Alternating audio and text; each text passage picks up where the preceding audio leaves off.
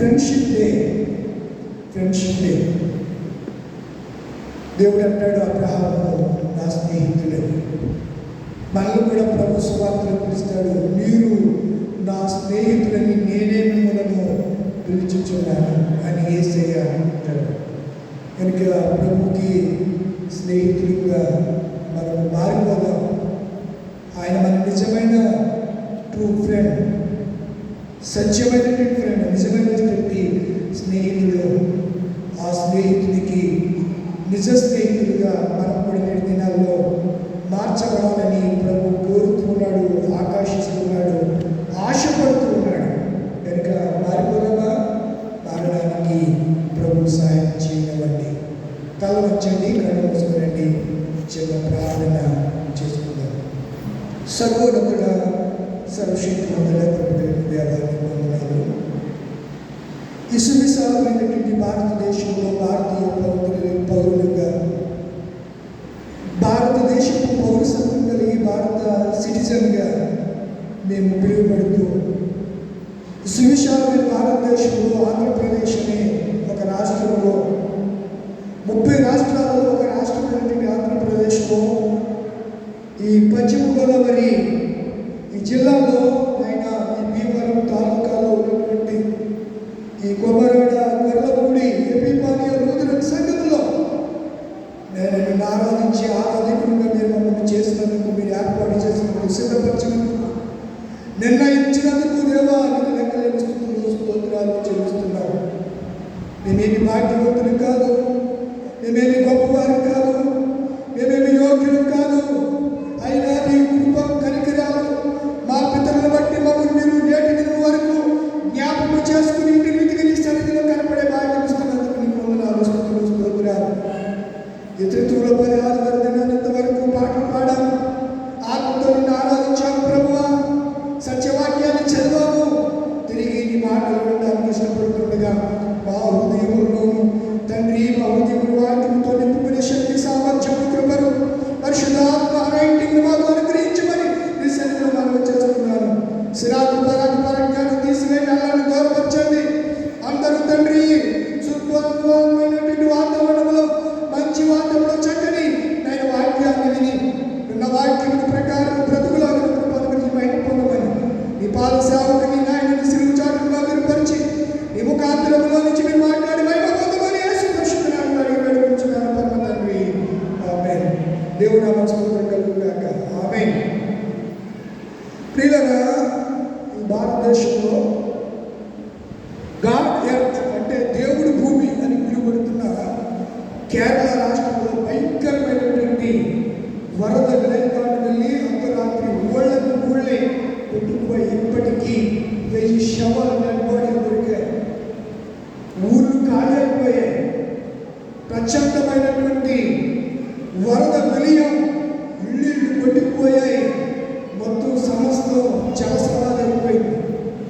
ఇది ఒక విచారకరమైనటువంటి వార్త అయితే, మరొక సంతోషింపదగినటువంటి వార్త ఏంటంటే, పశ్చిమ గోదావరి జిల్లాలో భీమవరంలో గురుపూడి వాస్తవులు సెయింట్ పీటర్ లూథరన్ చర్చి సభ్యులు, స్త్రీ శాసనమండల సభ్యులు శ్రీ కొయ్యే మోషరాజు గారి కుమారుడు చిట్రాజ్ 833 ర్యాంకుతో ఆల్ ఇండియా సివిల్ సర్వీస్లో ఎస్పీగా సెలెక్ట్ అయ్యాడు.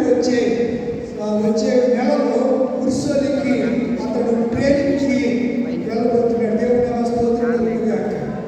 పోయిన సంవత్సరం సెయింట్ పీటర్ లూథరన్ చర్చ్ దేవాలయంలో సిఆర్ గారు, పాలపర్తి ఎబ్రియేసర్ గారు, ఆయన కుమారుడు ఐఏఎస్కి సెలెక్ట్ అయ్యాడు పోయిన సంవత్సరం. ఈ సంవత్సరం ఒక మనందరికీ తెలిసిన కొయ్యే మోషరాజు గారి కుమారుడు, చిన్న కుమారుడు చిట్టురాజు. ఏం పేరు? ఏవాడికి వచ్చారు మీరు? బ్యానర్ చూడలేదు, ఎక్కడ చూడలేదా? ఎక్కడ పడితే అక్కడ ఫ్లెక్సీలు వేయబడ్డాయి. నా ఆశది, నా గోల్, నేను అనుగ్రహించే దేవుడికి ప్రార్థన. ఆ నాన్నకి మోషరాజు రాజకీయ నాయకుడు కనుక ఆయన అన్ని పరిస్థితులు కూడా ఆయన వెళ్ళవలసి వస్తుంది. కానీ పేరు మాత్రం మోషే. ఆ పేరు తెలియక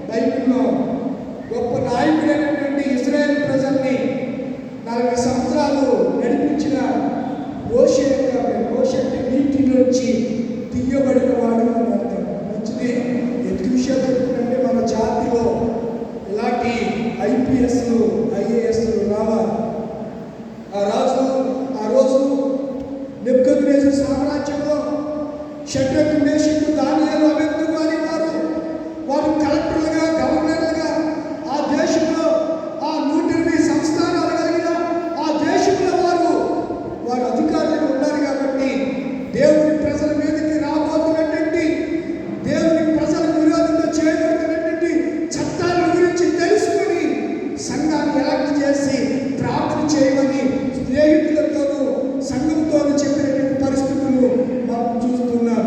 కనుక చాలామంది మన కమ్యూనిటీలో గొప్ప గొప్ప వారు ఉన్నారైతే మరో విచారకరమైన సంగతి ఏంటంటే మాలమాదిగల మీద గొడవ పెట్టినటువంటి ఇప్పుడు ప్రస్తుత చీఫ్ మినిస్టర్ ఆయనే ఎస్సీ వర్గీకరణ చేసిన అతనే చేసి ఇప్పుడు గొడవ పెట్టాడు. ఈ గొడవ మరలా ఎస్సీ వర్గీకరణకు అనుకూలంగా సుప్రీంకోర్టు అత్యున్నత సర్వోన్నత న్యాయస్థానం తీర్పిచ్చింది.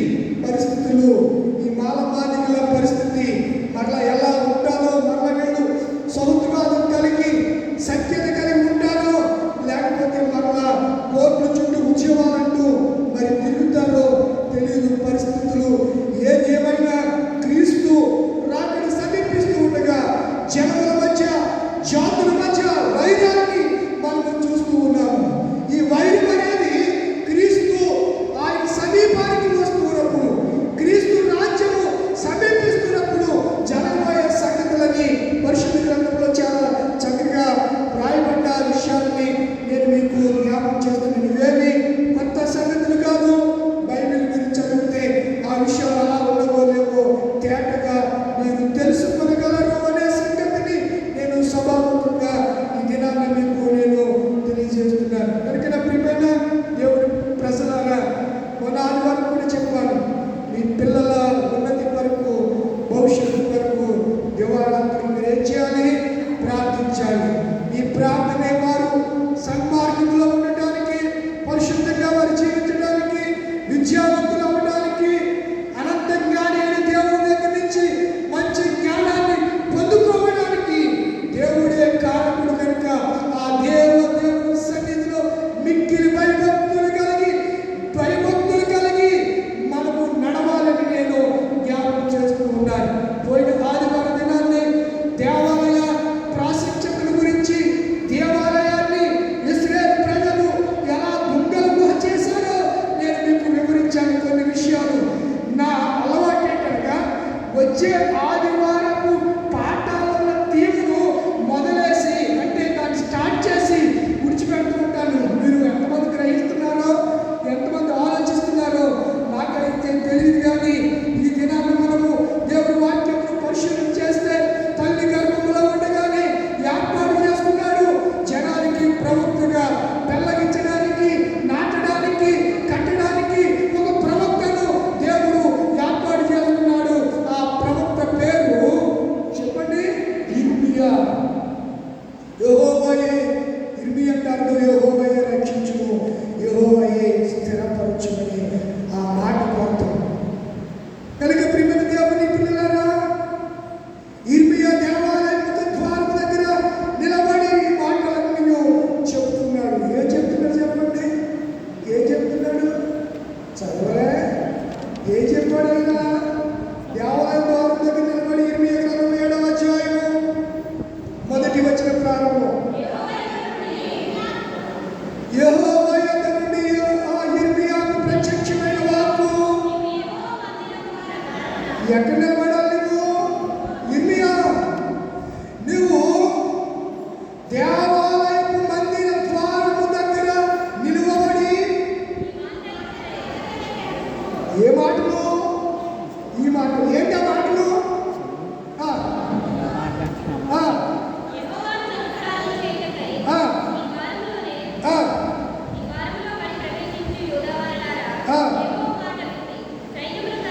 ఎవరు మాట వినాలి? దేవుని మందిరములోనికి ప్రవేశించిన వారులారా, ఎపిఫానియా కర్మమూడి సమాధిగా తన సహితమించి సంపాదించిన సంఘ సభ్యత్వం కలిగినటువంటి ప్రియ దేవుని సంఘ విశ్వాసులారా వినండి. ఇర్మియా అంటున్నాడు, దేవాలయంలోనికి వచ్చిన వారితో ఇదిగో దేవుని మాటలు వినండి. దేవుడు మీతో చెప్పమని మాటలు నేను చెబుతున్నాను వినండి. ఇవి నా మాటలు అనుకుంటున్నారేమో, కాదు, ఇవి దేవుని మాటలు అని చెప్తూ ఎవరైనా సర్వసేనాధ్యక్షుడు సైన్యములకు అధిపతియగు యెహోవా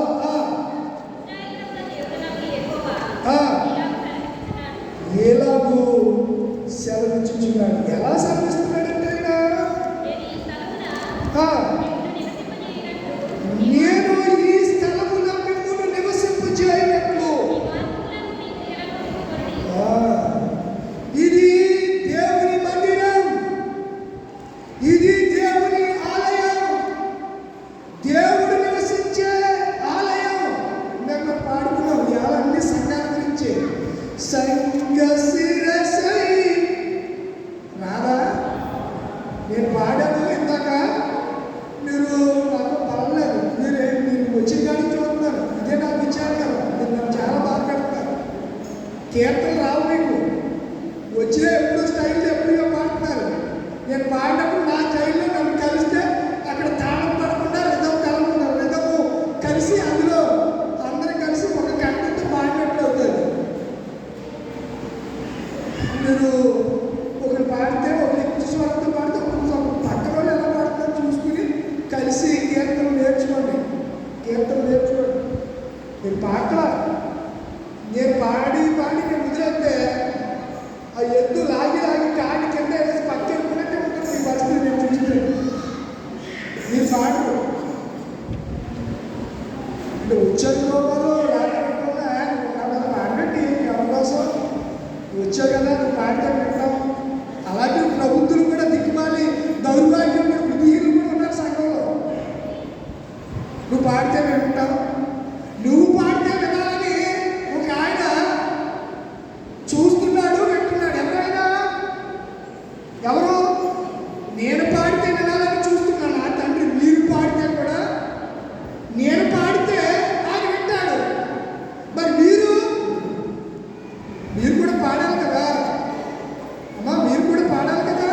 ఎరా పాడాలా వద్దా? మరి పాడండి.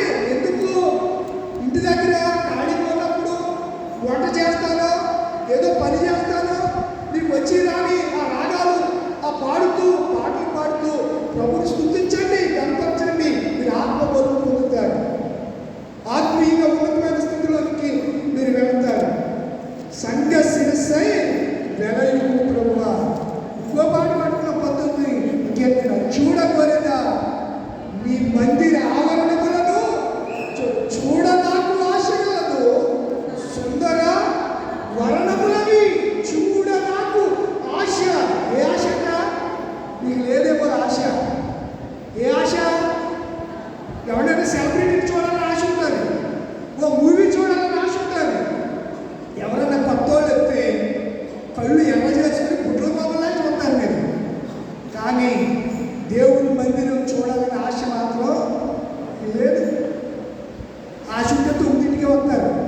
నేను కొంచెం వాళ్ళు చెప్పి ఎంత 9ంటికి వచ్చేయండి.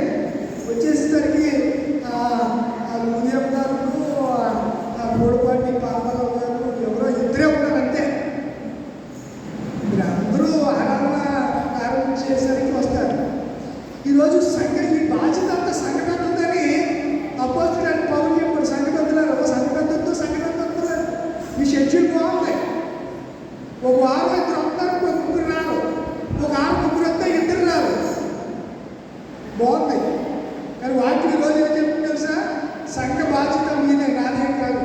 నేను మిత్రులు మాత్రం, నాకు ఇందులో ఏ ప్రమేయం లేదు అని నేను అంటాడు. వాక్యం ఉంది. పౌలు గారు చెప్పారు, అతడు విలేకరుడే పేసి వర్తమానం పంపి. ఎవరో ఈ వాక్య భాగం చదివింది ఎవరు? పత్రిక వాక్యం ఎవరు చదివారు? ఈరోజు పత్రిక వాక్యం ఎవరు నువ్వేనా? అతడు విలేకరుడే పేసినకు వర్తమానం పంపి సంఘము పెద్దలను పిలిపించి వారు తన యొద్దకు వచ్చినప్పుడు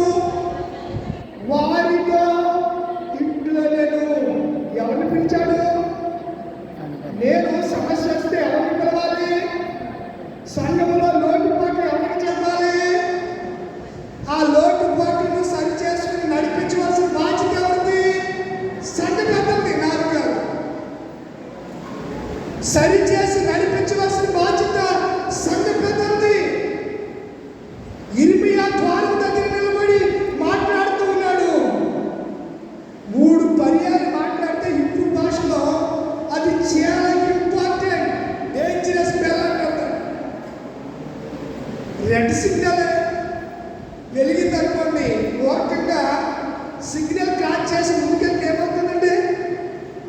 తమ్ముడు నవీన్, మీరు ఎందుకంటే డ్రైవింగ్ ఫీల్డ్లో ఉన్నారు కాబట్టి అప్పుడు మీకు తెలుస్తుంది. ఏమవుతుంది? యాక్సిడెంట్ అవుతుంది ఒకటి. రెండోది, పోలీసు వాడు బండి పక్కన తీయమని చీజ్ చేస్తాడు, జుర్మానా విధిస్తాడు, ఇంకా పరిస్థితులు ఆ ఉన్న సెక్షన్లన్నీ విధిస్తూ ఉంటారు. Danger signals, red signal. మీరు రైల్వే రోడ్ క్రాసింగ్ దాటేటప్పుడు అంటే మనము ఈ పరిస్థితులన్నీ చూస్తూ ఉంటాం. ఈ రెడ్ సిగ్నల్ పడితే కంపల్సరిగా ఆగాల్సిందే. తొందరపడి ముందుకు అడుగు వేసామా చెప్పదు, అపాయం మీదకి ముంచుకు రావచ్చు. ఇప్పుడు దేవుడు ఒక డేంజర్గా బోధిస్తున్నాడు, ఇర్మీ ద్వారా చెప్తున్నాడు. ఎక్కడ మాటలు చెప్పించాలో అక్కడే ఇర్మీయాతో దేవుడు చెప్పమని మాటలు ఇర్మీయా చెప్తున్నాడు. ఎక్కడ చెప్తున్నాడు అనగా దేవుడి మందిర ద్వారములోనికి వచ్చే వారితో ఈ మాటలు అతను చెప్తూ ఉన్నాడు. చెప్తాడున్నాడు, నేను ఈ స్థలములో మిమ్మును నివసింపచేయనట్లు మీ మార్గములను క్రియలను దిద్దుకోండి. ఏం దిద్దుకోవాలి చెప్పాలి? మార్గములను క్రియలను దిద్దుకోవాలి. మార్గములను క్రియలను దిద్దుకోవాలి. మనం ఆలోచన చేస్తే వాయిస్ ఆఫ్ ద టెంపుల్, దేవుడి స్వరాన్ని ఇర్మీయా దేవాలయంలో వినిపిస్తున్నాడు, పాత నిబంధన వాక్యం. రెండవది వాయిస్ ఆఫ్ ద సేవియర్, దేవుడు రక్షకుడు రక్షణ వార్తను ఆయన వినిపింపజేస్తున్నాడు. మూడవది voice of the servant. Servant అంటే సేవకుడు, సేవకుని ద్వారా దేవుని స్వరాన్ని వినిపింపజేస్తున్నాడు. Voice of the temple, temple అంటే మందిరం. టెంపుల్లో దేవుని స్వరాన్ని మీరు వింటున్నారు. ఇప్పుడు మందిరంలో దేవుని స్వరమా ఇది? దేవుని ఆత్మ చేతనే దేవుడు తన స్వరాన్ని తన దాసుని ద్వారా వినిపింపజేస్తున్నాడు. నువ్వు ఆడమర్చి నిద్రపోతే, నువ్వు అనాలోచితంగా ఉంటే, నీ మనసును ఎక్కడెక్కడో తిప్పుతూ ఉంటూ ఏకాగ్రతను నువ్వు కోల్పోతే దాని పరిణామాలు ఒక దినాన్ని నువ్వు అనుభవిస్తావు. కనుక ఏకాగ్రత ముఖ్యము. దేవుని సన్నిధిలో చాలా వినయ భయభక్తులు కలిగి మనం ఉండాలి. ఇష్టానుసారంగా మనం ఉండడానికి వీల్లేదు. మనము మన పిల్లలు భక్తి శ్రద్ధలు కలిగి గజగజ దేవుని సన్నిధిలో వణకాలి. ఎందుకనగా దేవుడు ఉన్న స్థలము, దేవుడు మనతో మాట్లాడుతున్న స్థలం. దేవుడు నా స్తోత్రం కలుగుగాక. ఆమేన్. దేవుడు నాతో మాట్లాడతాడు అని విశ్వసించిన వాళ్ళని మరొకసారి గట్టిగా ఆమేన్ చెప్తారని విశ్వసిద్దాం. ఆమేన్.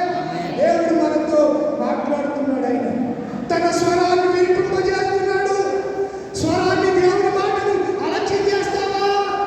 అలక్ష్యం చేయకుండా దేవుడు చెప్పిన మాట్లాడనగా మీ క్రియలను, మీ మార్గములను. క్రియలంటే పనులు, క్రియలంటే పనులు, మార్గము నీకు నడిచే మార్గం.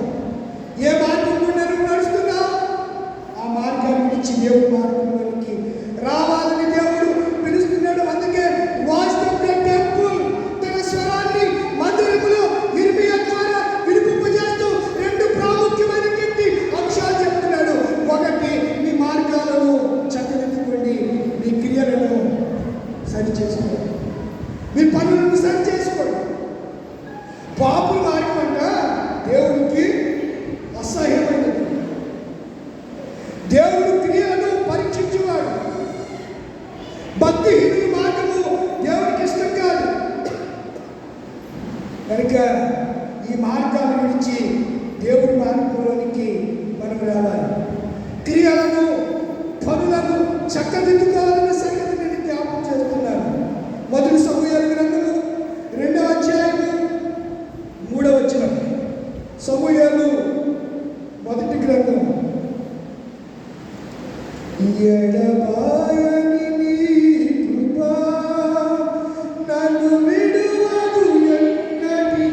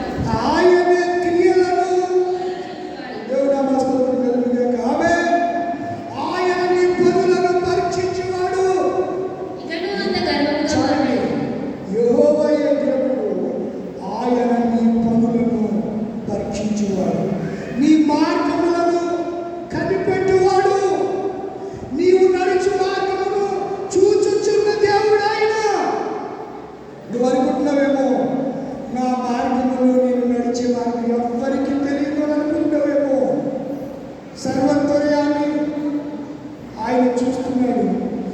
సకలము చూచెడి దేవుని కంటికి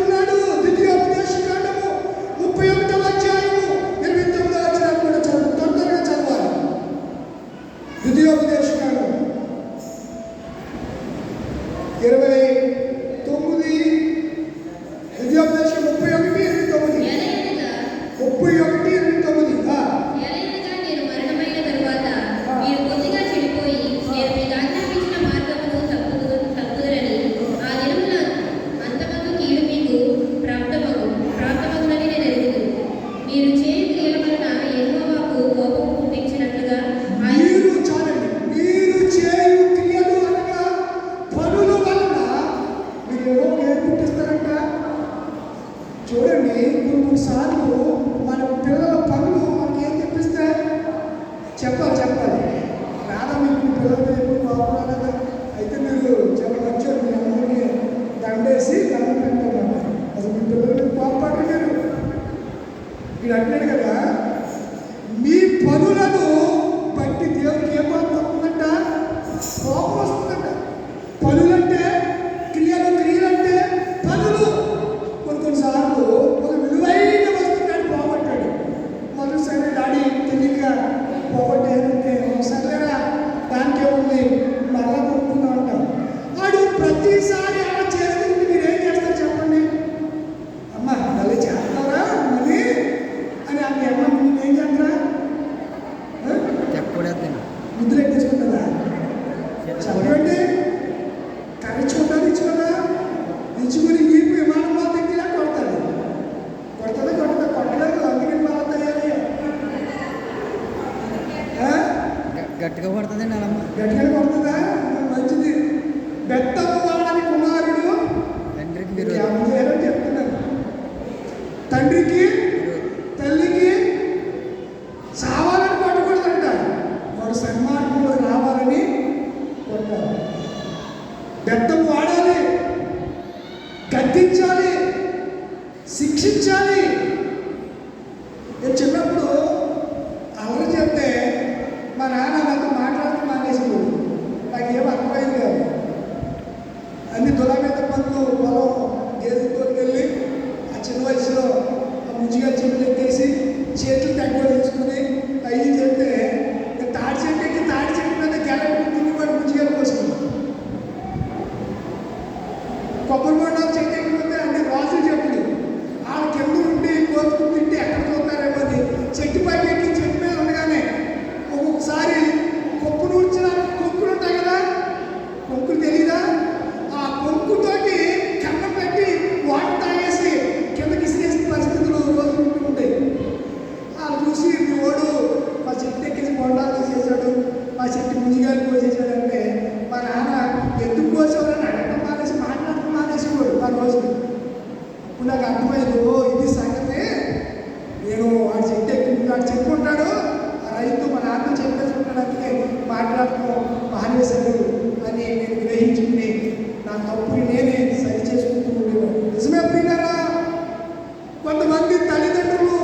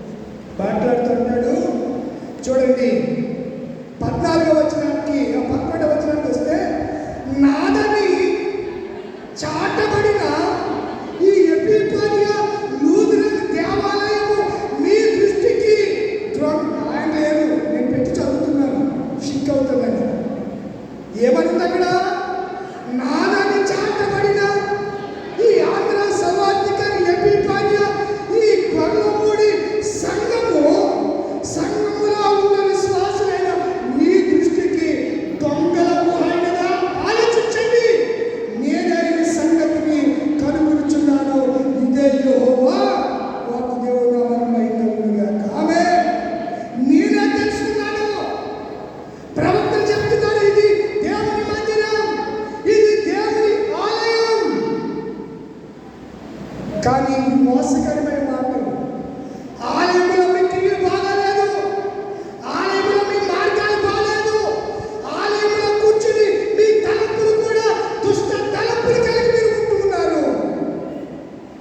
ఇలా ఉంటూ ఇలా నడుస్తున్నా సరే అబద్ధ బోధకుడు మీ మధ్యకు వచ్చి ఇది దేవుని మందిరం, ఇది దేవుని మందిరం, ఇది దేవుని మందిరం అంటే మీరు మోసపోతున్నారు.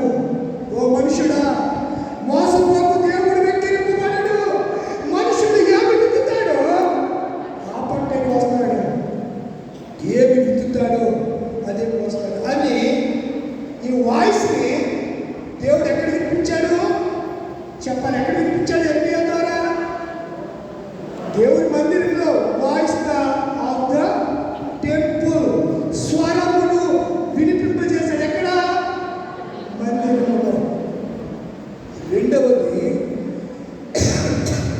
Voice of the servant.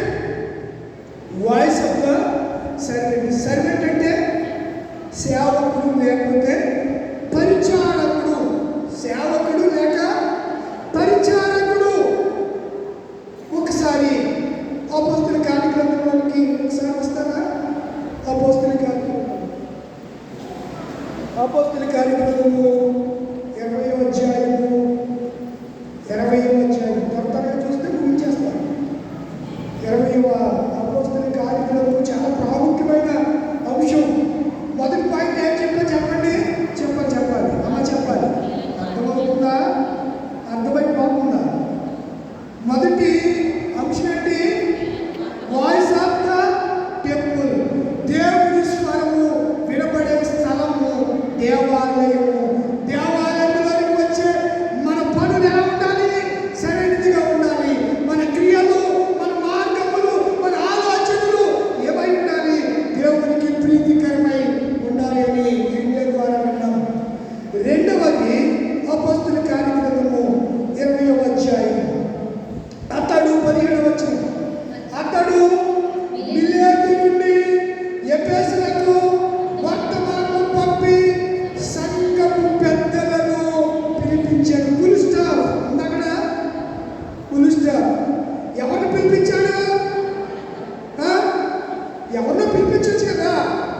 ఆ సంఘములో బాగా ధనవంతుడైన వాడు, ఆ సంఘములో విద్యావంతుడైన వాడు, ఆ సంఘములో పేరు ప్రఖ్యాతులు కలిగించిన వాడు, ఆ సంఘములో నలుగురు కుటుంబం కలిగిన వాడు పౌలు గారు పిలవచ్చు కదా. పిలవలేదు. ఎవరిని పిలిచాడు?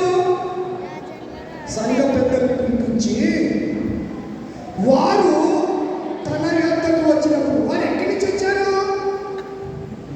ఎక్కడి నుంచి వచ్చారు చెప్పండిరా. ఎక్కడి నుంచి వచ్చారు? ఎఫెసు నుండి మిలేతుకు వచ్చారు. ఎక్కడి నుంచి వచ్చారు? చూడండి, అతడు మిలేతు నుండి ఏ వింటున్నాడు, ఏం చదువుతున్నాడు, ఏం అర్థం కాదు. ఈ వరుసలాగా ఏం అర్థం కాదు. ఆ ఏమంటున్నాడు? అతడు మిలేతు నుండి. అతడు ఎక్కడున్నాడు? మిలేతు అని సంఘంలో ఉన్నాడు. మిలేతు అని సంఘంలో నుండి ఇప్పుడు ఎపిపైడల్ సంఘం ఎక్కడ ఉన్నాను, అరకోడేరు సంఘ పెద్దలతో పని ఉంది. ఇక్కడ ఉండి ఇక్కడ మా సంఘ పెద్దలు ఉన్నారు, మీరు కూడా రండి అని నేను ఎవరిని పిలవాలి? అనగా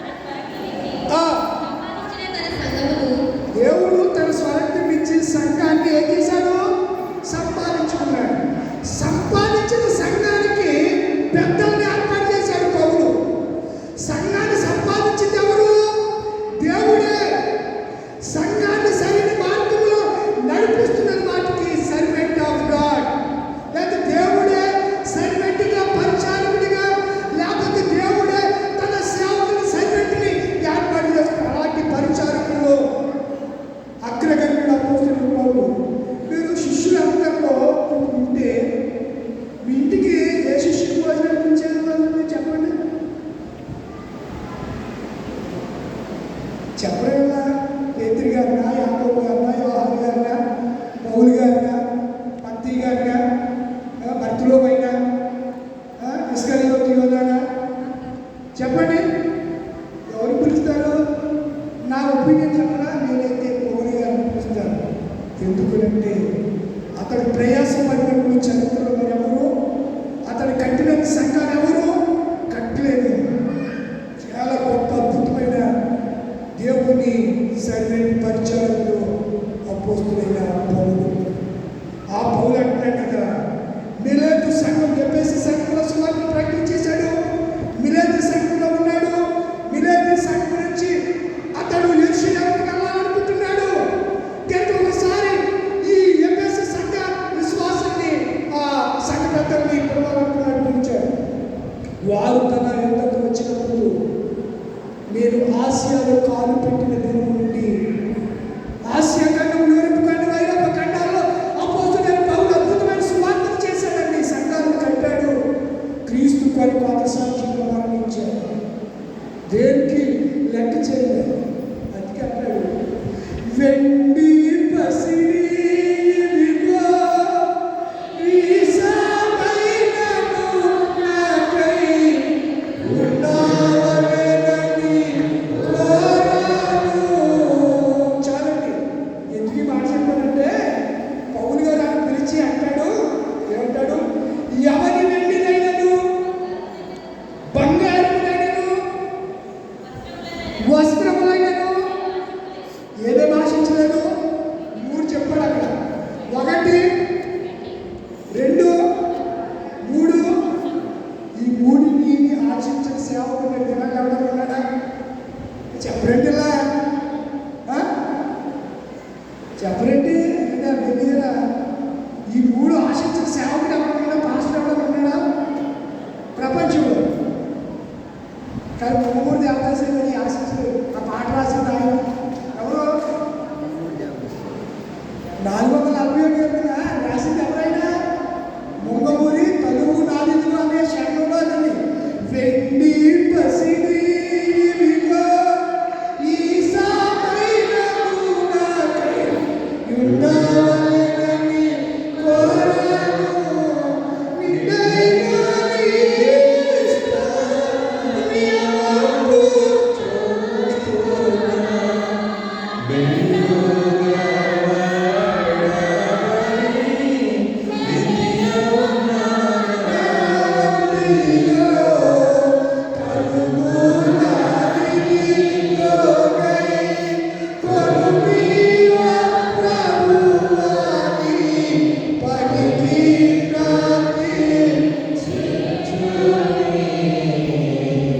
ఇప్పుడు పాడుతున్నారు చాలా మంది. పాడేవాడికి ఇయ్య కావాలి. శరీరాశ, నేత్రాశ. అందుకనే పౌలు గారిని పిలుస్తారు మా ఇంటికి అన్నారు. అవి ఉంటే మొట్టమొదటిగా నా లిస్టులో ప్రథముడిగా ఉండేది అపోస్తలుడైన పౌలయ్య. పౌలయ్య గారు చేసినటువంటి సేవ, యేసుక్రీస్తు తర్వాత యేసుక్రీస్తు వలె పరిచర్య చేసిన పరిచారకుడు ఉన్నాడంటే ఆయన అపోస్తలుడైన పౌలు. The great philosopher, the great philosopher, the great servant of God, దేవుని సేవకుడు అపోస్తలుడైన పౌలు. ఆ పౌలు సంఘటనలు పిలిచి అంటున్నాడు కదా, అవునే ఎవరు వెండిని ఆశించలేదు. చెబుతూ నేను ఆసియాలో కాలు పెట్టిన దినం నుండి ఎల్లకాలం మీ మధ్య సేవకుడు ఎలా నడుస్తున్నాడో సేవకుని నడవడికి మీరు చూడాలండి. కొంతమంది అంటారు ఆయన ఎలా నడితే మాకు ఎందుకంటే, ఇదేంటి ఆయన ఎలా నడుపుతున్నాడు నీకెందుకు? ఏసేమన్నాడు, నేను నడిచిన మార్గములో మీరు నేను వెళ్ళే మార్గము, యేసయ్య వెళ్ళిన మార్గం, యేసయ్య నడిచిన మార్గంలో మనం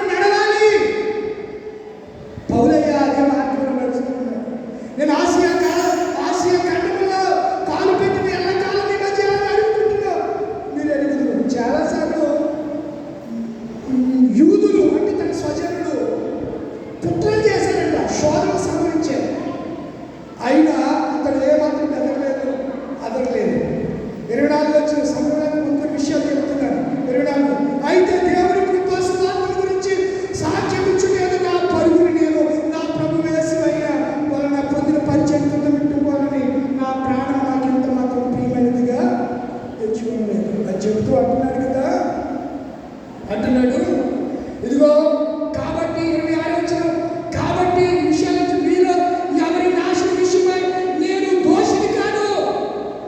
మీ విషయంలో నేను దోషిని అన్ని చెప్పేస్తాను, దోషిని కాను.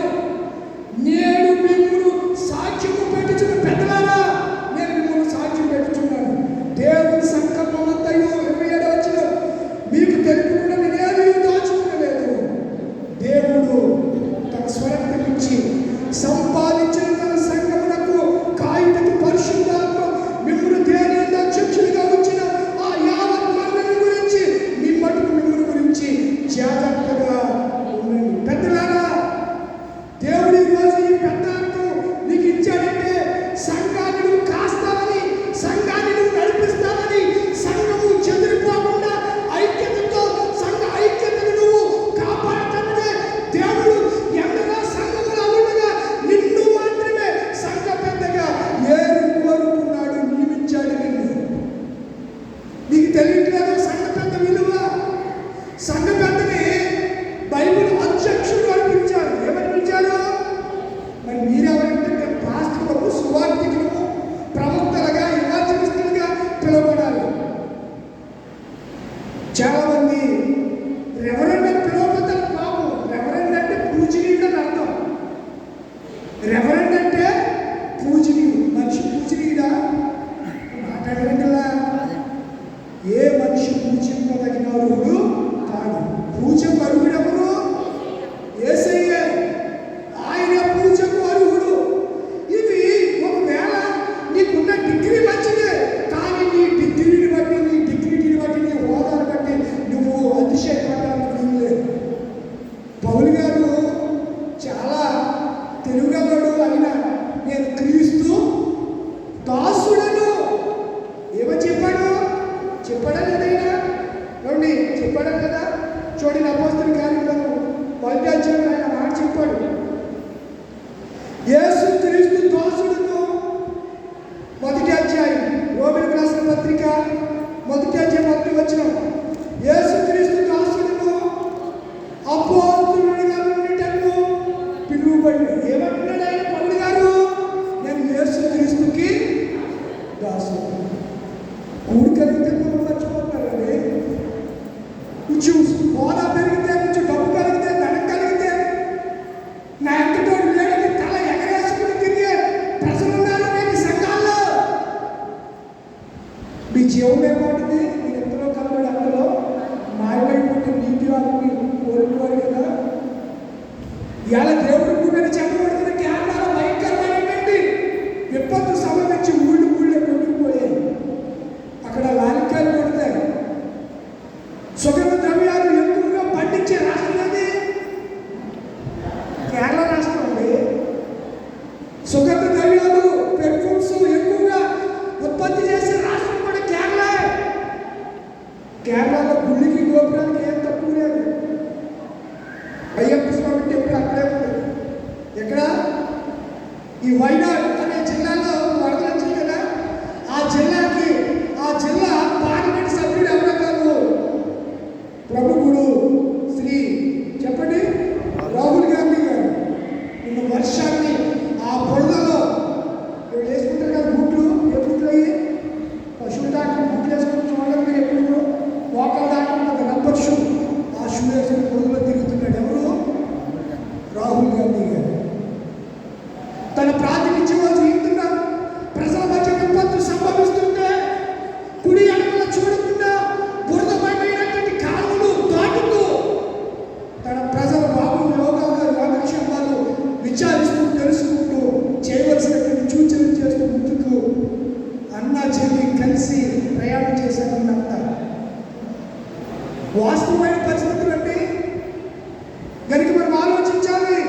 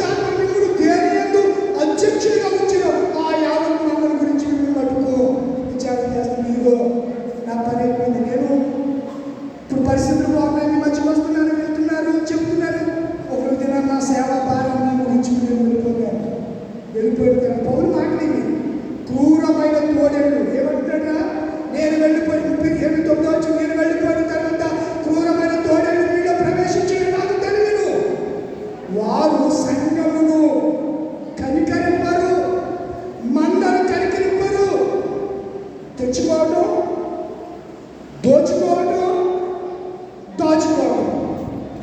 దోచుకో చెప్పండి, దాచుకో అన్నట్లుగానే రాబోయే దినాల్లో సేవకుల పరిస్థితి ఉంటారు. అని పౌలు గారు ఎప్పుడో చెప్పేశాడు.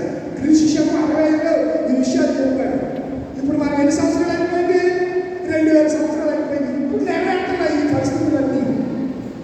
ఆ క్రూరమైనటువంటి తోడేళ్ళు మీకు మీ మధ్యకు వస్తాయని చెప్పి 33 ఎవరు వెళ్ళినాను నా అవసరత నిమిత్తం 34 వచ్చును నాతో ఉన్న వారి నిమిత్తం ఏం చేశాడంట? ఈ నా చేతులు చదవరా, ఈ నా చేతులు కష్టపడిన వారి మీకు పెద్దలారా, నేను ఏం చేస్తున్నానో మీకు తెలుసు.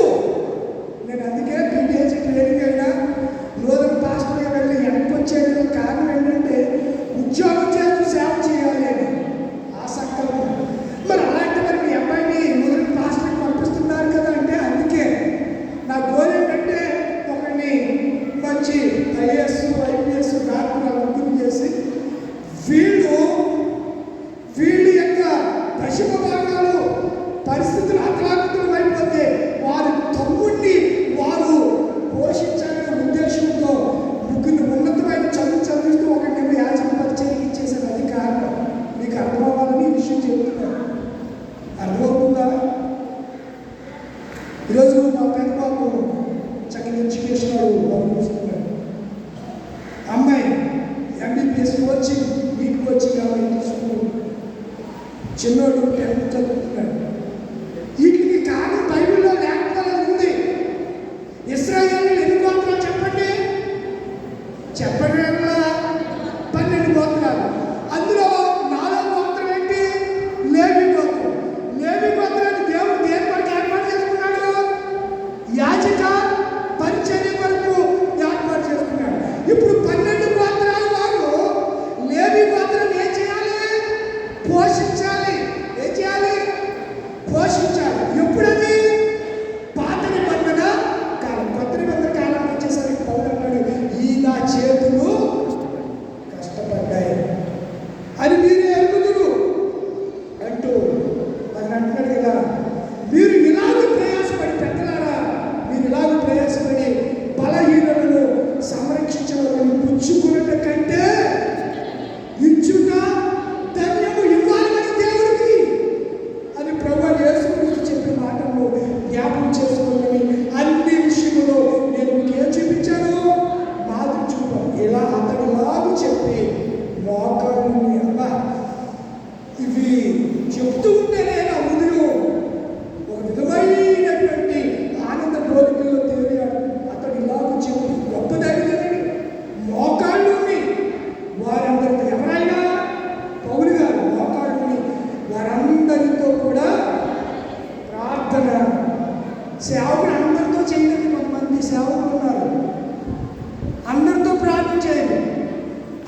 వాళ్ళు నిలబడి వీధి మూలల్లోనూ సమాజ మందిరాల్లోనూ నిలబడి ప్రార్థన చేయడానికి ఇష్టపడే బోధకులు ఎక్కువైపోయి అందుకే అంటాడు, మీరు సంత వీధుల్లోనూ వీధి మూలల్లోనూ పెద్ద పెద్ద నిలువు తగ్గి వేసుకుని మీరు దేవుని ప్రార్థన చేస్తారు. అర్థంటారని ప్రార్థనలు అన్నాడు.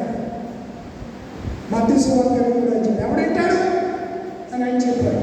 మోకాళ్ళని ప్రార్థన అప్పుడు వారందరూ చాలా ఏడ్చి ప్రార్థన చేస్తూ వారు ఏడ్చారు. అతను ఇలా చెప్పి ఇక మీదట మీరు మా ముఖాన్ని చూడరు అని అతను చెప్పిన మాటకు విశేషంగా దుఃఖించి పౌలు మెడ మీద పడి ఇలా ప్రేమించే విశ్వాసానికి ఎంత మంచిదండి. సేవకులు ప్రేమించే వాళ్ళు లేరు. ఓ సంవత్సరం అయినా చెప్పాడే ఎప్పుడు ఒకటి రసము, ఎప్పుడు ఏదోటి మా గురించే చెప్తాడు. సేవకుడు ఎప్పుడు మీ గురించి చెప్పండి, దేవుడు మీ గురించి చెప్పమన్న మాట సేవకుడు చెప్తాడు. అవి ఆ లోటుపాటు మీలో బ్రతుకున్నప్పుడు సరి చేసుకోకపోతే నష్టపోయేది నువ్వు నేనే. అతడు ఇలా చెప్పి ప్రార్థన చేస్తే వారు చాలా ఏడ్చారంట. పౌరులు మెడ మీద పడి దుఃఖించారంట. కనుక సంఘ పెద్దల గురించి మనం ఆలోచన చేస్తే తిమోతికి రాసిన మొదటి పత్రిక 3:2 సమయం అవుతుంది. ఇంకా కేవలం 4 నిమిషాలు ఉంది. చూడండి, తిమోతికి రాసిన మొదటి పత్రిక 3వ అధ్యాయం 2వ వచనం చదవండి.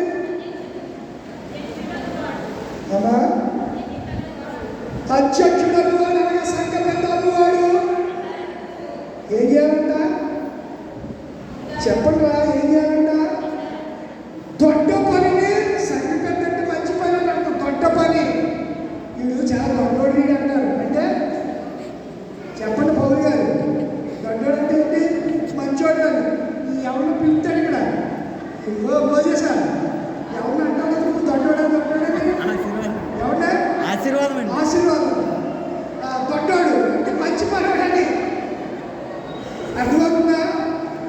ఎవడైనా అధ్యక్ష పదవిని సంఘ పెద్ద పదవిని ఆశించినట్లా అట్టి వాడు దొడ్డ పని అపేక్షించుతున్నాడు అన్న మాట నమ్మదగినది. అధ్యక్షుడు అయితే సంఘ పెద్ద వాడు ఎలా ఉండాలంటే నిందారహితుడు, నిందలేనివాడై ఉండాలి. సంఘంలో డబ్బు తినేస్తాడని నింద ఉండకూడదు సంఘ పెద్ద మీద. అర్థమవుతుందా? తర్వాత రెండో పాయింట్, ఏకపత్ని పురుషుడై ఉండాలి సంఘ పెద్ద. భార్య ఉండగా పెళ్ళంతో ఉండకూడదు, అది అర్థం. మూడోది, నిదానుభావుడు, ఎక్కువగా వాడకూడదు, సమయోచితంగా మాట్లాడాలి. తర్వాత 4, స్వస్థ బుద్ధి గలవాడు, మంచి మనసు గలవాడు. స్వస్థ బుద్ధి అంటే మంచి బుద్ధి గలవాడు. తర్వాత మర్యాదస్తుడు, సంగతి ఏముండాలి? మర్యాద. కొంతమంది సంగతిలో ఏదో పెద్ద పెళ్ళాము రోజులు మర్యాదస్తుడు. ఆ విషయాలు చాలా ఉన్నాయి. ఎన్ని ఉన్నాయి? ఇంచుమించుగా 11 ఉన్నాయి. 11 అంటే 12, 14, 17, 16 పాయింట్స్ ఉన్నాయి. ఒక్కొక్కటి చెప్పేస్తాను. అతిథి ప్రియుడు అంటే అతిథి అంటే ఎవరైనా వచ్చినప్పుడు చక్కగా ఆతిథ్యించాడు. అతిథి ప్రియుడు. కొన్ని సంఘ పెద్దలో ఉంటారు. పాస్టర్ గారికి ఒక రోజు సంఘం వాళ్ళ సంఘ పెద్ద ఇంట్లో భోజనం పెట్టుకొని కూడా ఉంటారు. నేను అలాంటి సంఘ పెద్దలు చూసాను. మీరు కాదు, మీరు అనుకున్నారు కానీ మిమ్మల్ని అంటలేదు. మీరు చక్కగా ప్రేమించే సంఘ పెద్దలు మీరు. అతిథి ప్రియుడు. తర్వాత ఏంటండి? చెప్పేవాడు ఉండాలి ఇక్కడికి వచ్చి. ఆ తర్వాత ఏంటి? కొట్టడం, కోటరైతే కాదు. మద్యపానం, మందు కొట్టేవాడు కాదు. అమ్మా ఏమై ఉండాలి? సాత్వికుడై ఉండాలి. జగడమాడవాడై ఉండాలి. డబ్బు డబ్బు డబ్బు అనేవాడు కాకుండా ఉండాలి. సంపూర్ణమైన విధేయత కలిగి, మాన్యత విధేయత కలిగి పిల్లల్ని సంఘపెద్ద పిల్లలేమో, సంఘపెద్ద గారు సంఘపెద్ద గారేమో సంఘంలో ఉంటే పిల్లలేమో టీవీ ముట్టుకోకూడదని చెప్పాడు అక్కడ. చూడండి ఏమన్నాడు అక్కడ? చూడండి, సంపూర్ణ వారి తన పిల్లల్ని స్వాధీనపరుచుకుని తన ఇంటి వారిని బాగుగా ఏరువాడున్నాయి. రెండవది, ఎవడైనా తన ఇంటి వారిని తన ఇంటిని ఏలకుండా సంఘ పెద్దలని చెప్పుకుంటూ ఉంటే వాడికి ఏం ప్రయోజనం? ఏలనగా ఏలనేలకు పోయిన అతడు దేవుని సంఘం ఎలాగో పాలించు. ఎలా పరిపాలిస్తాడు? నీ ఇంటిని నువ్వు బాగు చేసుకోవాలన్నప్పుడు నీ ఇంటిలో నీ పిల్లలకు నువ్వు నీ భార్యకు చెప్పుకుని వారి సంఘానికి నడిపించకుండా వారితో పాటలు పాడించకుండా ఉంటే ఈ దేవుని సంఘాన్ని ఎలాగో ఏలతామని అంటూ ఇంకేమంటున్నట్టు చూడండి. ఏలలేకపోయిన వేళ అతడు గర్వాంతుడై. ఒకవేళ ఈ లక్షణం లేకపోతే ఆయనకు ఏమొచ్చాడంట? గర్వ లక్షణం ఏమన్నదే? సాతాను. అక్కడ చెప్పాడు గర్వాంతుడై.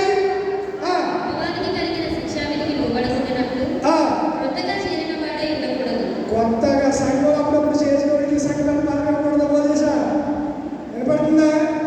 2 ఆరాలు ఇంట్లోకి వచ్చాడు సంఘ పెద్ద ఇవ్వకూడదు. అలాంటి మా సంఘ పెద్దలు పాల్గొంటూ రావట్లేదు. ఏంటంటే ఆలోచించుకోవాలి మీరే. సరే నేను దాని చోటుకి ఎలా దేవుడు ఇంకా అంటున్నాడు కదా. మరియు అతడు నిండా పాలై అపవాదులో పడిపోకున్నట్లు సంఘము వెలుపటి వారి చేత మంచి సాక్ష్యము పొందిన వాడై ఉండాలి. సంఘ పెద్దకి ఏముండాలి? సంఘంలో సాక్ష్యం ఉండాలి. ఏముండాలి? ఇంటిలో ప్రార్థన, వీధిలో సాక్ష్యము, మదిలో వాక్యం ఉండాలి. సంఘపతి గారు, సంఘపతికి ఏమేమి ఉండాలి? ఇంటిలో ప్రార్థన ఉండాలి.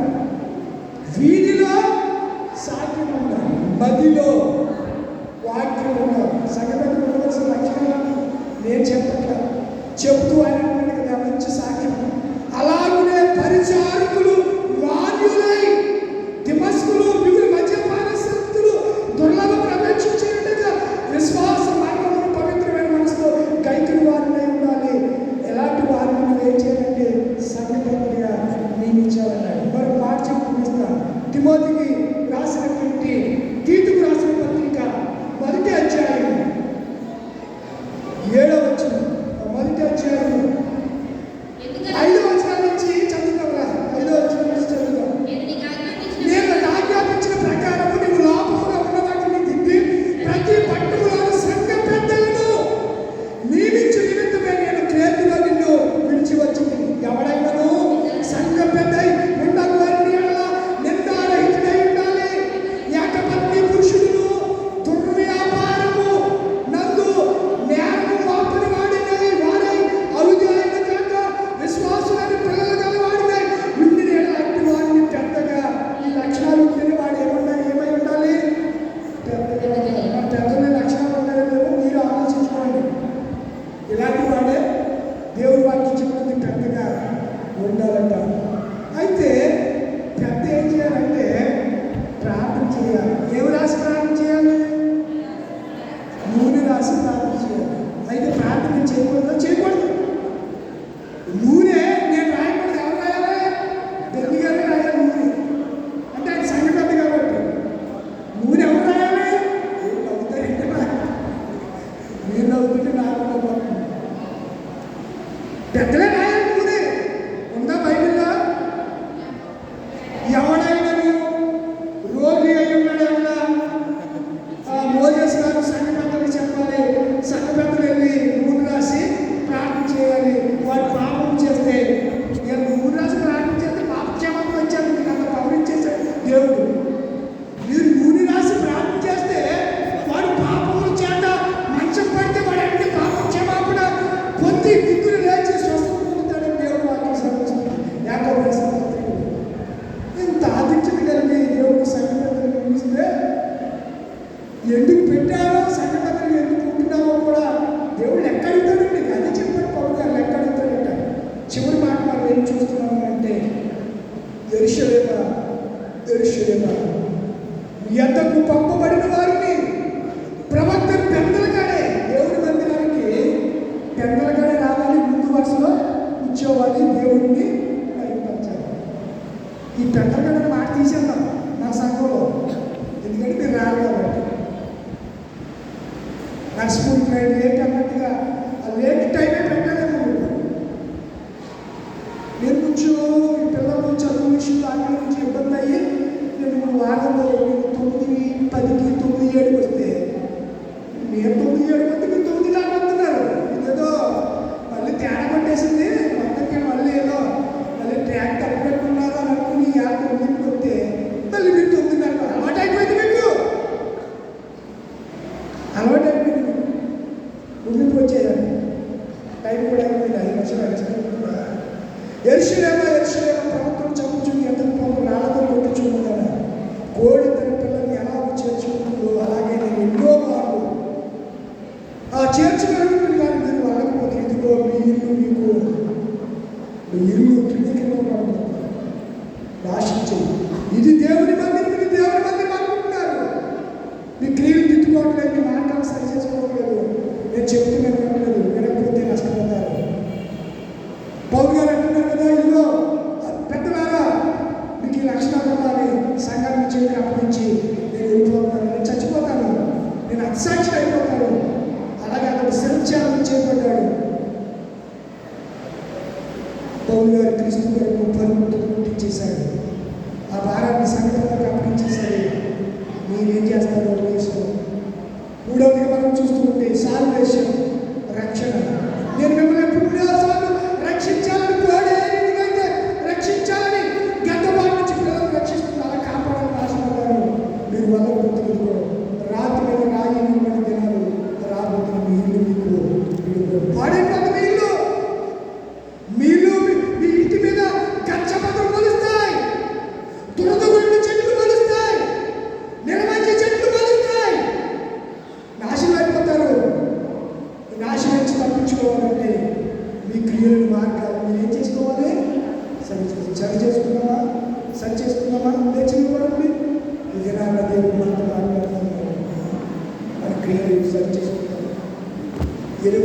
రోజులు ఏం చేశాం?